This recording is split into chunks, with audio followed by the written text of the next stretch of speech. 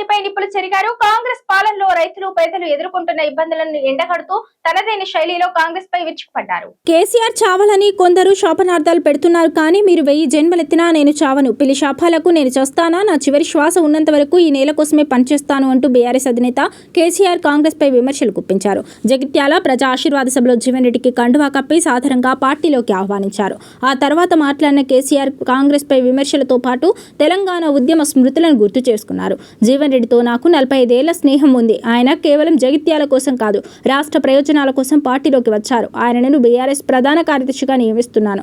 వచ్చే ఎన్నికల్లో గెలిచాక ఆయనకు రాష్ట్ర స్థాయిలో కీలక బాధ్యతలు అప్పగిస్తాను. ఇది నా మాట. కేసీఆర్ మాట ఇస్తే తప్పడు. జగిత్యాలను కార్యకర్తలు చూసుకోవాలని, తెలంగాణను నేను జీవన్ రెడ్డి చూసుకుంటామని కేసీఆర్ అన్నారు. కాంగ్రెస్ పాలనపై కేసీఆర్ నిప్పులు చెరిగారు. కాంగ్రెస్ వస్తే రైతు బంధుకు రామ్, దళిత బంధుకు జై భీమ్ అంటారని ముందే చెప్పాను. ఇప్పుడు ఇదే జరుగుతోంది. ఒక్కసారి వెయ్యాల్సిన రైతు బంధును విడతల వారీగా వేస్తూ రైతులను ఇబ్బంది పెడుతున్నారు. బీఆర్ఎస్ సభ వల్లే ఇవాళ 2వ విడత రైతు బంధు నిధులు విడుదల చేశారు. 3వ విడత వేయాలంటే మళ్ళీ సభ పెట్టాలా అంటూ ఎద్దేవా చేశారు. యూరియా కోసం రైతులు పడిగాపులు పడాల్సిన పరిస్థితి వచ్చిందన్నారు. గత ఎన్నికల్లో కాంగ్రెస్ కల్లబొల్లి మాటలు నమ్మి ప్రజలు మోసపోయారన్న బీఆర్ఎస్ చీఫ్ మరోసారి ఆ తప్పు చేయొద్దు అని సూచించారు. 100కు 100% మళ్ళీ బీఆర్ఎస్ ప్రభుత్వమే వస్తుందని, అభివృద్ధిని కొనసాగిస్తామని ధీమా వ్యక్తం చేశారు. హైడ్రాపై కేసీఆర్ సంచలన వ్యాఖ్యలు చేశారు. పేదల ఇళ్లను కూల్చడానికే హైడ్రా తెచ్చారని ఆరోపించారు. బీఆర్ఎస్ అధికారంలోకి రాగానే హైడ్రాను ఎత్తేస్తామన్న ఆయన మొదటి సంతకం ఆ ఫైల్ పైనే పెడతానని స్పష్టం చేశారు. మూసీ నది బాగు చేయాలంటే 10,000 ఇళ్లు కూల్చాలా అని ప్రభుత్వాన్ని ప్రశ్నించారు. కాంగ్రెస్ వల్ల అన్ని వర్గాల జీవితాలు ఆగమయ్యాయన్నారు. కాంగ్రెస్ పోవాలి, బీఆర్ఎస్ రావాలి అంటూ పిలుపునిచ్చారు. దానికి ఆ హైడ్రాకు ఆ పీసీసీ ప్రెసిడెంట్ అని ఉంటాడు ఆయన, కాంగ్రెస్ కమిటీ అధ్యక్షుడు, ఆయన నిజామాబాద్లో పోయి చెప్తుండు, హైదరాబాద్లో హైడ్రా, నిజామాబాద్ కూడా తెత్తం బిడ్డ, నిజామాబాద్లో నిడ్రా, రేపు జగిత్యాలలో కూడా జిడ్రా అంటాడు. ఇక అది ఏం కావాలి? మొత్తం పేదల కొంపలన్నీ కూల్చుడేనా? కేసీఆర్ రాజ్యానికి వచ్చినప్పుడు 3.5 లక్షల మందికి పేదలు ఎక్కడ ఉన్నారో అక్కడనే పట్టాలు ఇచ్చినాం. వాళ్ళని ఆగం చేయకుండా పాపం గదిబోళ్ళు 3.5 లక్షల కుటుంబాలకు హైదరాబాదు చుట్టుపక్కల వేరే పట్టణాల్లో కూడా పట్టాలు ఇచ్చిన వాళ్ళని బతకనిచ్చిన. ఇలా ఏం కూలగొట్టుడు? అది పుస్తకాలు కూడా తీసుకుని పోరాటాలు చదువుకునేటి అంతే గిరితమా? నేను ఒక్కటే మాట మనం చేస్తా ఉన్నా, గ్యారంటీగా బీఆర్ఎస్ గవర్నమెంట్ వచ్చేది ఖాయం. మొట్టమొదటి రోజులనే ఈ హైడ్రాని ఎత్తి అవతల వరేస్తామని చెప్పి నేను మనం చేస్తా ఉన్నా. తీసేయన్నా దాన్ని, హైడ్రాని తీసేయనన్నా? పక్క మాటనా? తెలంగాణ రైతులకు ప్రభుత్వం భారీ శుభవార్త అందించింది. వ్యవసాయం చేసేందుకు విడుదల చేయాల్సిన పెట్టుబడి నిధులు ఇప్పుడు ప్రభుత్వం విడుదల చేసింది. రైతు భరోసా 2వ విడత నిధులు కాళేశ్వరం పర్యటన అనంతరం ముఖ్యమంత్రి నస్తూర్పల్లి బహిరంగ సభలో విడుదల చేశారు. అంతకుముందు కాళేశ్వరం ముక్తేశ్వర ఆలయం సందర్శించిన సీఎం, మంత్రులు ప్రత్యేక పూజలు చేశారు. ఈ సందర్భంగా కాళేశ్వరం బస్టాండ్ నిర్మాణానికి శంకుస్థాపన చేశారు.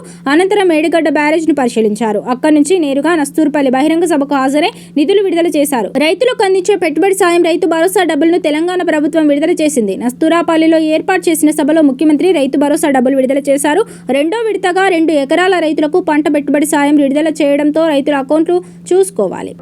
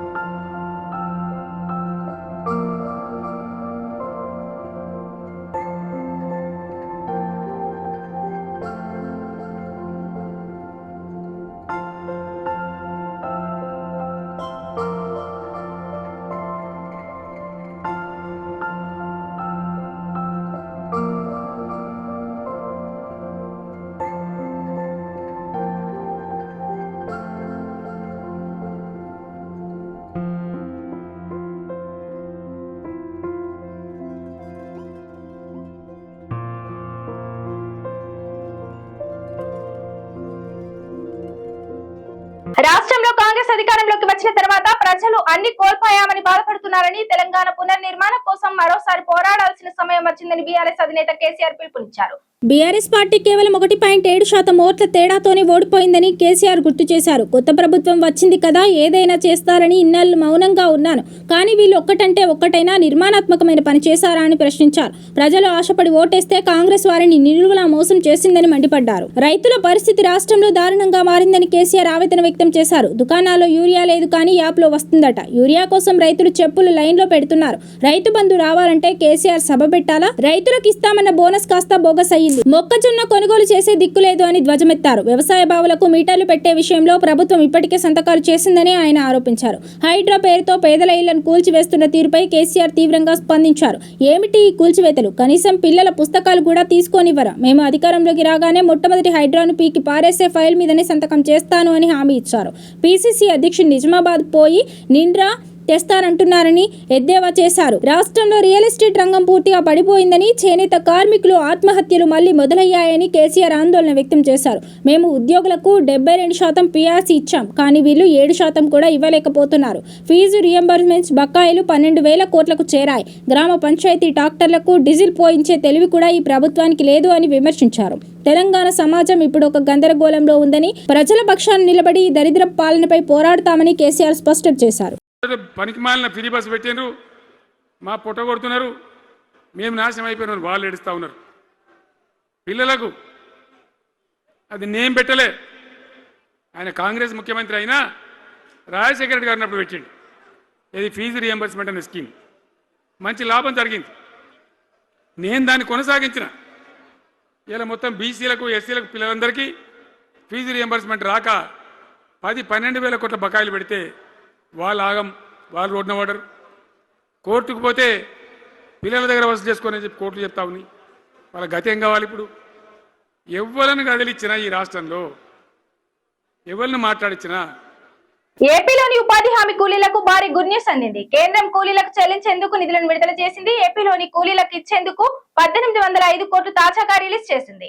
ఏపీలోని ఉపాధి హామీ కూలీలకు భారీ గుడ్ న్యూస్ అందింది. కేంద్రం కూలీలకు చెల్లించేందుకు నిధులను విడుదల చేసింది. ఏపీలోని కూలీలకు ఇచ్చేందుకు 1805 కోట్లు తాజాగా రిలీజ్ చేసింది. గ్రామీణ ప్రాంతాల్లో పనిచేసే ఉపాధి హామీ కూలీలకు సకాలంలో వేతనాలు చెల్లించడం కోసం వీటిని విడుదల చేశారు. ఈ విషయాన్ని కేంద్ర మంత్రి పెమ్మసాని చంద్రశేఖర్ వెల్లడించారు.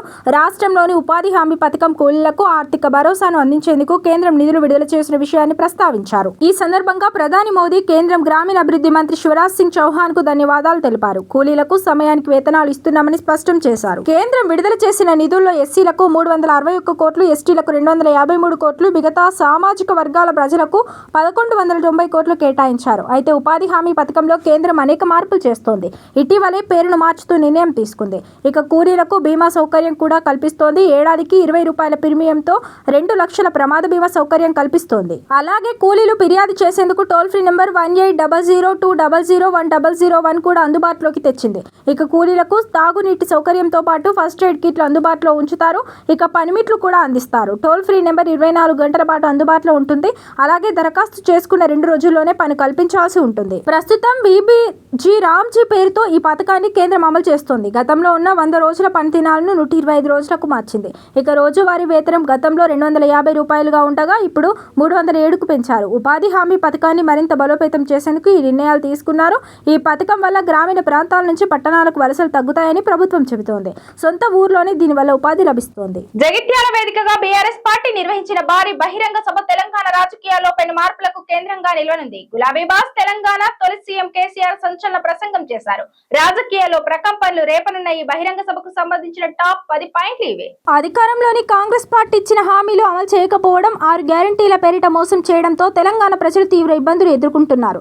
10 ఏళ్లు ఆదర్శంగా ఉన్న తెలంగాణ మళ్లీ సంక్షోభంలో పడుతున్న నేపథ్యంలో బీఆర్ఎస్ పార్టీ అధినేత తెలంగాణ తొలి సీఎం కేసీఆర్ మళ్లీ ప్రజల్లోకి వచ్చారు. దాదాపు ఏడాది తర్వాత కేసీఆర్ భారీ బహిరంగ సభలో పాల్గొని కీలక ప్రసంగం చేశారు.